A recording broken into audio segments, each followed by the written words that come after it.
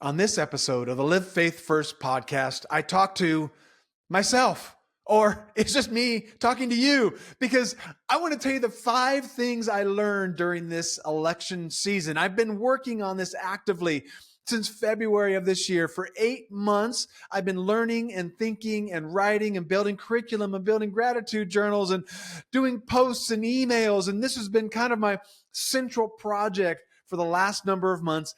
And I've learned a few things. Some things have been coming to my mind. I'm like, oh, that's new. I hadn't thought that before. Maybe I'm figuring something out. And one of the things that I'm figuring out is, you know what? Our problem isn't polarization. But you're going to have to listen to the rest of this podcast to find out what it is. So sit down and enjoy this episode of the Live Faith First podcast.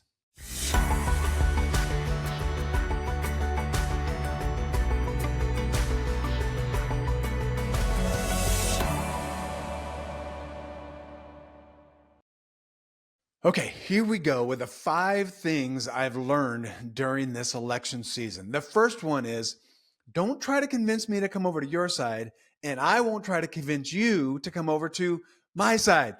Here's the thing. When we enter into conversations just trying to win the debate and get somebody to I'm going to change political parties, or I'm going to see the whole world differently now because of this 10-minute, 30-minute conversation, we're entering in with the wrong motives. Don't try to change my mind. I already have my mind made up. But what you could do is you could just have a conversation with me. We just talk.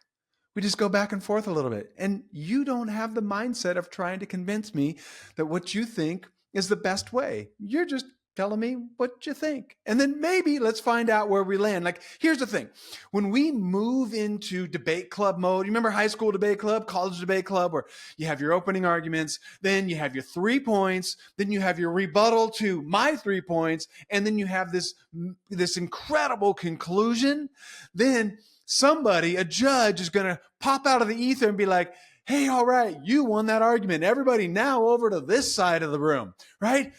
That's debate club. That is not current real life with human being adults living in this world. We don't live in the debate club world, all right? We live in the world of ideas and thoughts and concepts, and we have to learn how to navigate that. Not convince you to come to my side, but instead, let's just have a conversation about it. And here's what I found. When I have conversations with people where I'm just talking, I'm actually listening a lot more to their point of view. I'm actually considering, what you're saying doesn't match up with what I'm saying. And maybe I need to adjust my thinking, or maybe you need to adjust yours, but it's not my job to tell you to adjust yours. And it's not your job to tell me to adjust mine. Now, when I enter in that I want to argue with you and convince you to come over to my side, now what happens? Emotional levels go up. All of a sudden now, because I'm trying to win, I'm trying to bring you over to my side, right? And when you don't give in, because who wants to give in on the battle, right? You don't want to give in. Now I'm just upset with you, or I'm angry with you, or I'm frustrated with you. And then I move you into this contemptuous place. We're like, oh, I know. Oh, no, they're bad people. Yeah, they're bad people because they think that they are deplorable, right? So when I enter in with a debate club mindset, what happens then is I move into the winner-loser type of dichotomy. Somebody wins this debate, somebody loses it. But when I move into this conversation, and just to be curious, ask good questions. Why do you think that? Tell me about your background. Now I've literally switched my brain from I have to win to I'd really like to know why you believe what you believe, even if I completely disagree with you. And I've actually switched my mind. So our emotions are not so engaged. And so don't try to convince me of anything. And I will do the same back to you. I will not try to convince you of anything. But if you want to have a sweet conversation and kind of go back and forth on our points of views, just so that we're having good conversation and building relationship, you know what? Out of that, I might start leaning into your direction a little bit. Like, man, that person makes a good point. I never thought of it that way. And all of a sudden now, rather than you fighting me to go over to your side, I might just kind of nudge just a touch, or I might not. And that's okay too. Check out this stat. 79% say that creating more opportunities for people to talk and interact with those with different values and views would be effective in reducing divisiveness and destructive disagreement. That means that most of you listening to this right now say that if we could just talk and have good conversation, not debate club, good conversation, then we'd actually find a way to overcome this divisiveness we're dealing with. So that is number one. Don't try to convince me we're not in debate club anymore. Those days are long gone.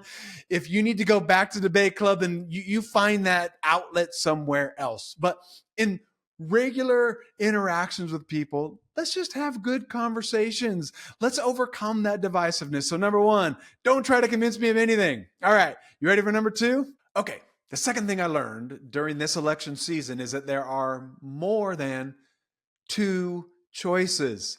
So often we want to boil everything down in the political arena to either or, this or that, blue or red. What you going to choose? And the fact of the matter is in almost every political agenda item that there is out there, it's way more nuanced than either this one or that one. There's 10 options. There's Baskin Robbins, 31 options. And actually, you know what? More than one of them might work. More than one of them might be a great approach. And if maybe you brought two or three or four together, you'd actually have a very robust solution. And that would be what's called coming across and realizing that it's not either or, but we're coming across divides in order to build great solutions. One of the subjects that comes up often in conversations that I have is around the unhoused, the homeless population here in our county.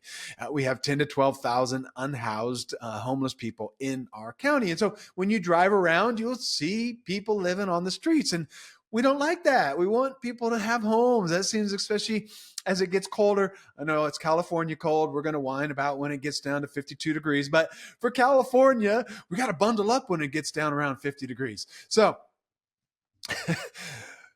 the truth is when we talk about, say, for instance, the homeless situation in our communities, there's not one solution. There's not two solutions. There's actually a whole spectrum of solutions, and probably the best solution is to bring a bunch of them together. If the local government can get together and help with physical needs, right? So maybe some food, some housing, some clothing, and then some other nonprofits can come together and help around mental health issues, right?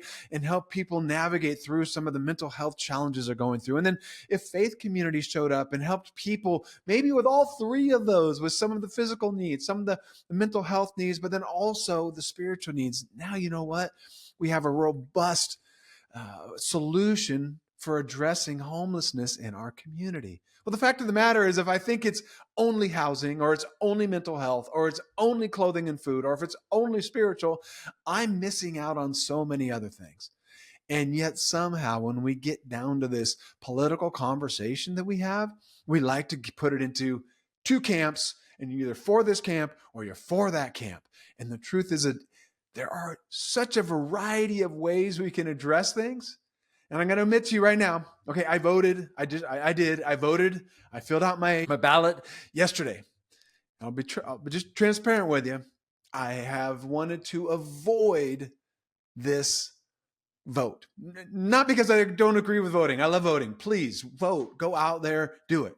But you know what? Once again, I'm coming to this conclusion that I don't like to either of the majority candidates. I'm just not a fan. There's things that I like and there's things that I don't like. There's things I appreciate in each and there's things I really can't stand in each. And so I'm struggling like, you know what? I have to go to sleep at night knowing that I voted and that I voted for somebody that I can more or less align with. And I'm struggling with that. And this is not a matter of political allegiance and alliance. And I can only vote one way because you know what happened this year?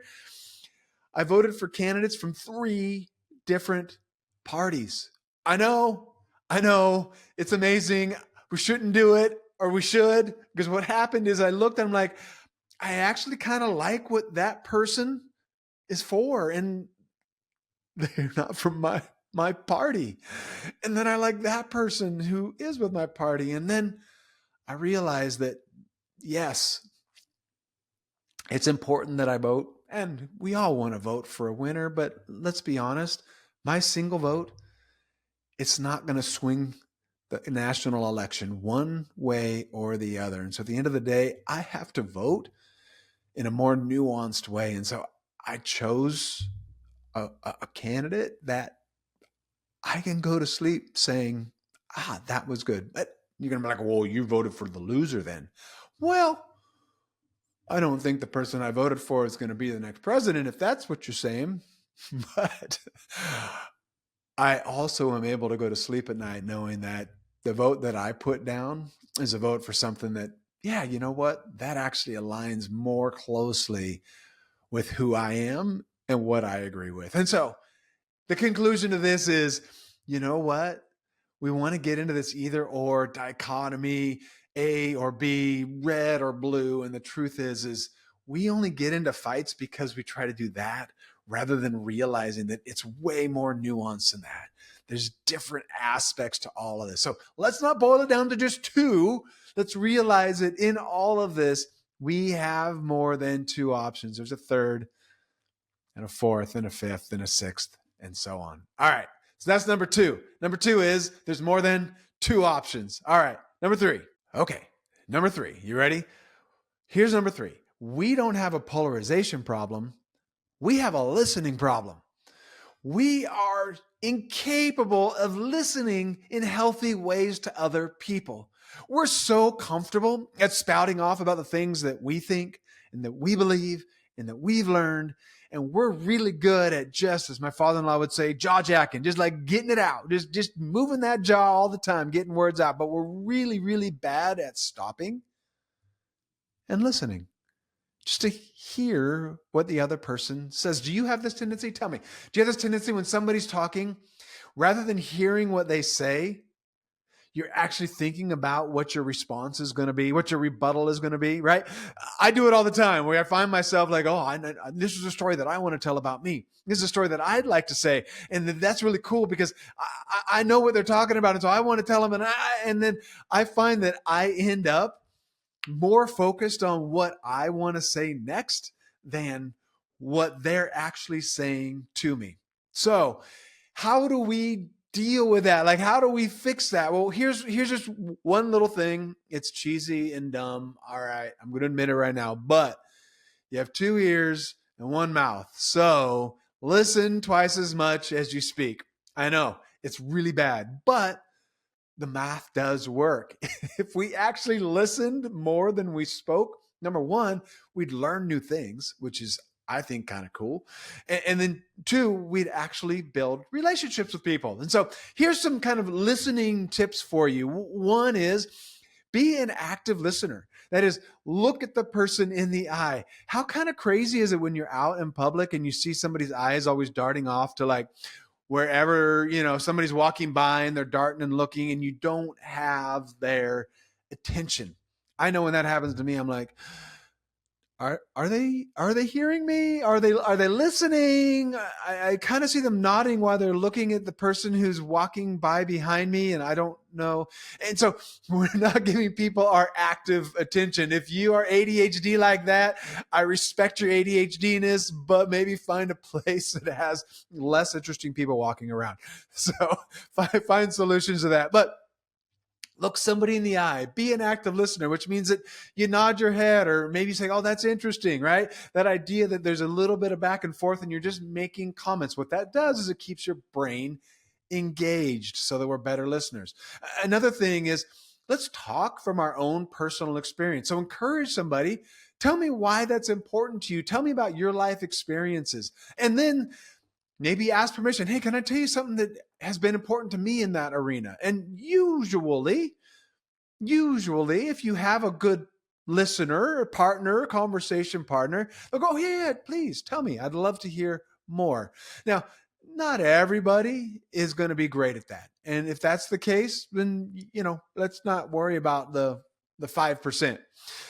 But when we get better at conversation, we get better at decreasing polarization. What that means is let's enter in without judgment. Let's enter in maybe understanding that you have something to learn from this person that's in front of you. And I know if it's like your uncle, your old uncle who's going to come over to Thanksgiving, you're like, this guy has nothing to add to my life. I don't know why I would want to ask him another question. It's totally irrelevant. I'm just going to encourage you, even ask Uncle Jack or Uncle whatever his name or her name is, Aunt Betty.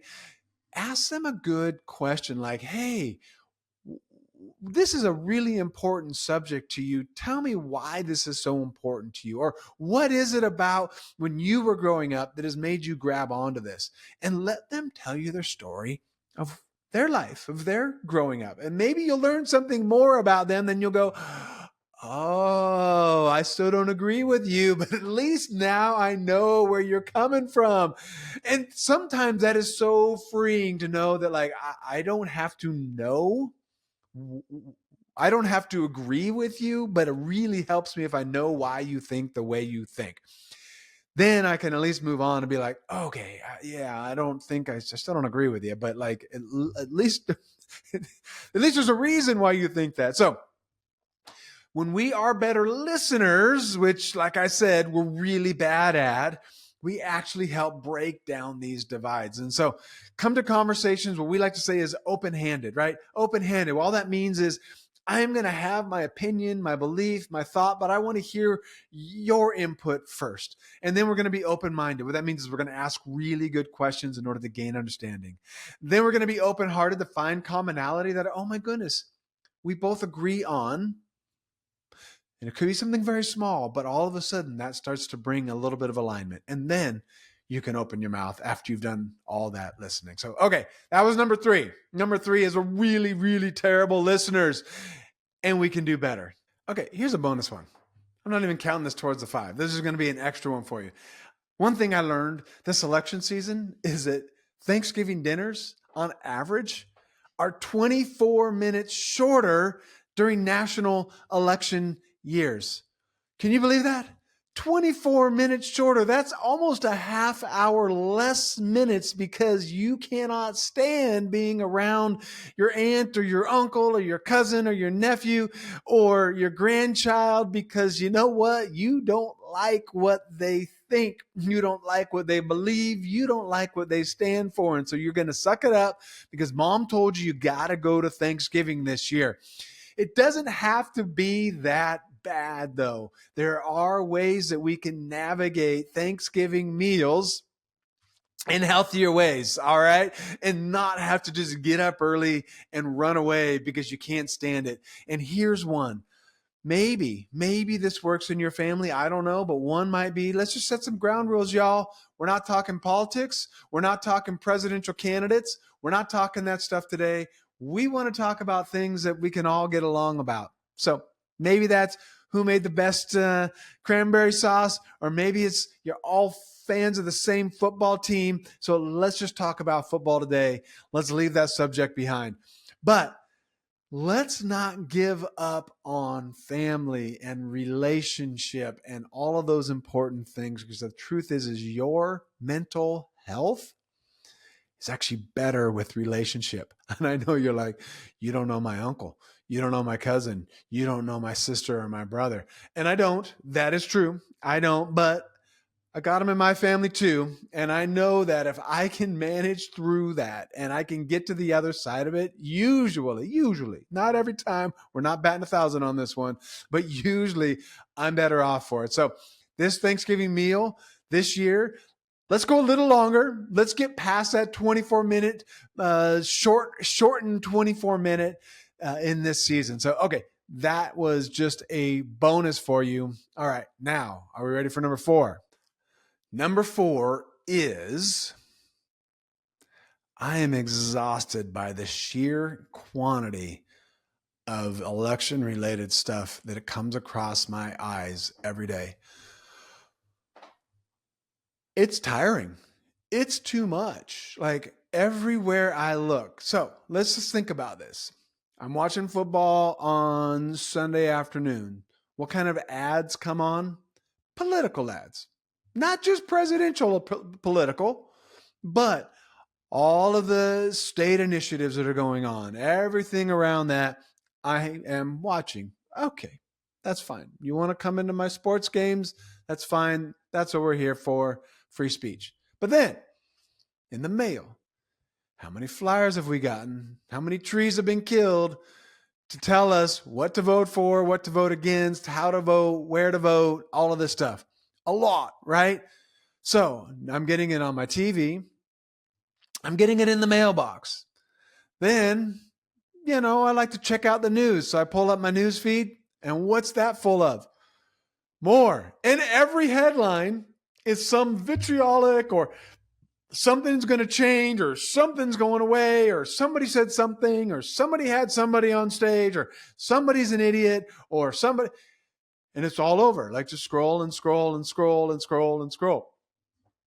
And then, can I just get away for a second? Let me just have a walk in the neighborhood, right? Let's just get away for a minute. Nope.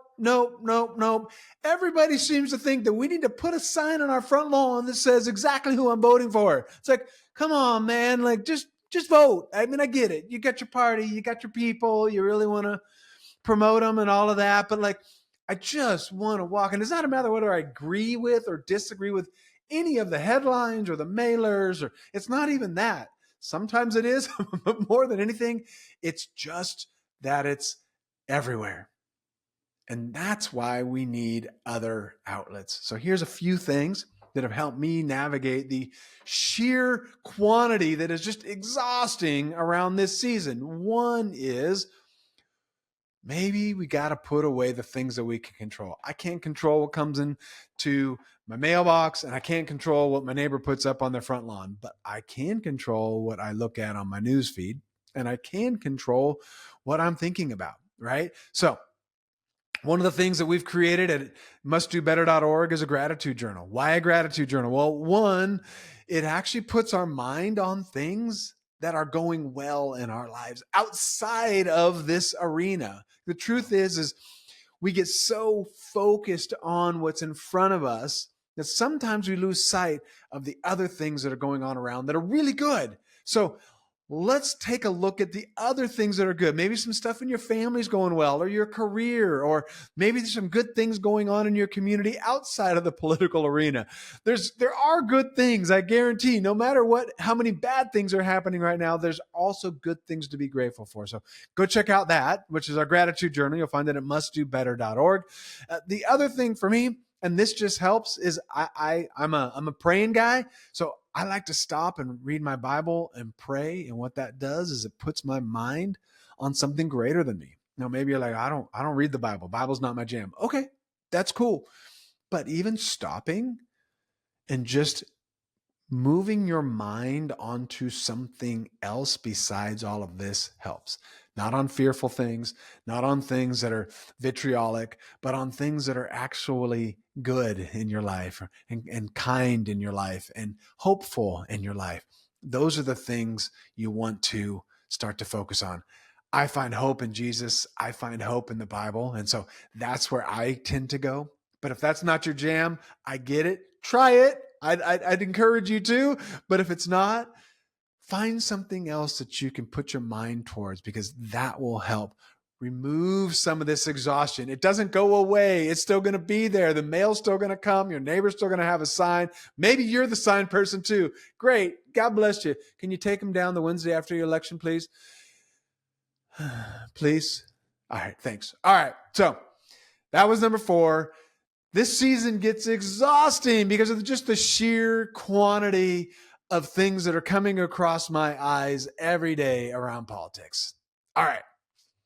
Time for number 5. Okay. Here's number 5. It's the 5th thing that I learned in this election season. And that is that we love ice cream, but we're really not a big fan of cauliflower. I know. All right. Stick with me here. I think you're going to get it in a second. I'd like to live a long, healthy life. Even as I move into my latter years, like I don't want to have a bunch of health ailments. And so I pay attention to what I eat now, right? I choose cauliflower sometimes. Cauliflower is pretty good. I choose salads. I actually enjoy salad for the most part. Most salads, not every day. I know it's good for me. It's going to help with my cholesterol. It's going to help with my blood pressure. It's going to help with so many different aspects. And so I choose to eat vegetables because I know they're good for me. But you know what? I prefer ice cream. I like ice cream. I really like ice cream. In fact, there's not a flavor that I've met that I dislike. Even bad ice cream is good ice cream. I don't eat bubblegum ice cream, and I had a bad experience with that as probably like a 10-year-old. So I've stayed away from that one, but that's it. Other than that, I love it. It's sweet. It's creamy. My mouth is watering as I'm talking about it. It wasn't doing this when I was talking about broccoli and cauliflower, but ice cream is good. Now, cauliflower is good for me.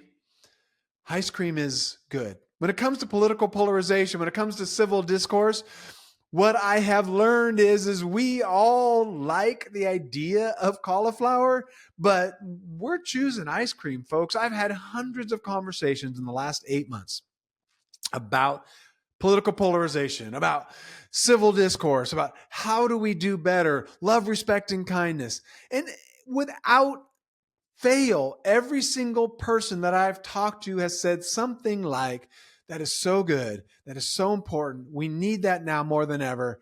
That is such great work. And I appreciate you guys saying that. So kind of you to say that to me. Nobody has said to me, oh, yes, civil discourse? No. I'm pretty sure we got that figured out right now. Our nation, we got that together. Like, that's who we are. We're super civil with one another. There's no polarization here. Nobody has said that.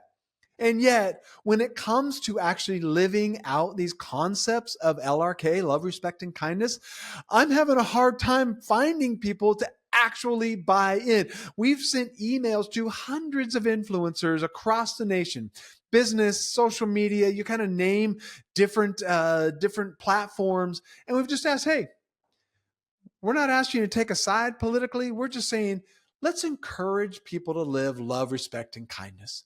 Would you mind posting one little post that says, love, respect, and kindness? Let's treat one another better. We haven't had anybody agree to do that outside of the people who are being paid to do it, like myself and the people on the team. Other than that, nobody. I've written a few articles around this subject. Normally, if I post something, I'll get 6, 8, 10, 15, maybe 25 thumbs up on LinkedIn. Like, hey, nice. You took your daughter to the ball game and you had this, little epiphany while you're at the ball game. How cool, right? I'll get something like that. I'm posting stuff on LinkedIn about articles around political polarization. Crickets. Nothing. Zip. Like one thumbs up. Hey, it's probably from my mom, right?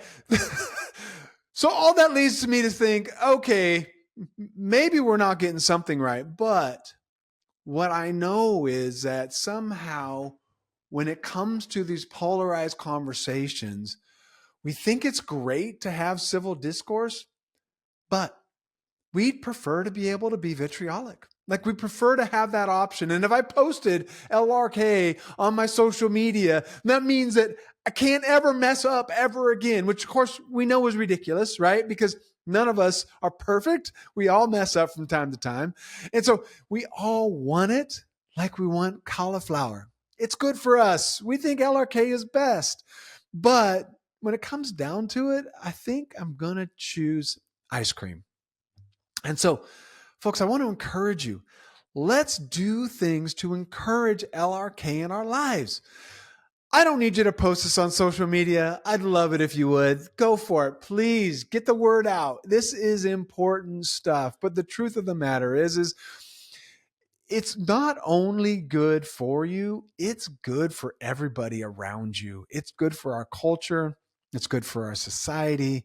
It's good for your mental health. It's good for your relational health. And by the way, your relational health and mental health are closely connected. LRK is good for you. And come to find out, check this out, it's also just plain old good like ice cream. Our mental health improves when we treat others with love, respect, and kindness.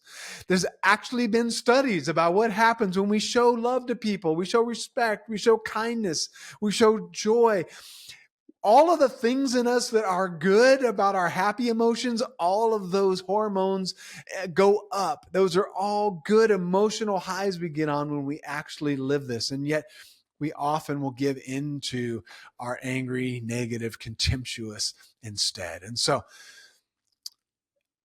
LRK, it is like cauliflower. It's good for you and it's good for those around you. But you know what? Also, it's good like ice cream. It's actually good. It's just good. So that's it.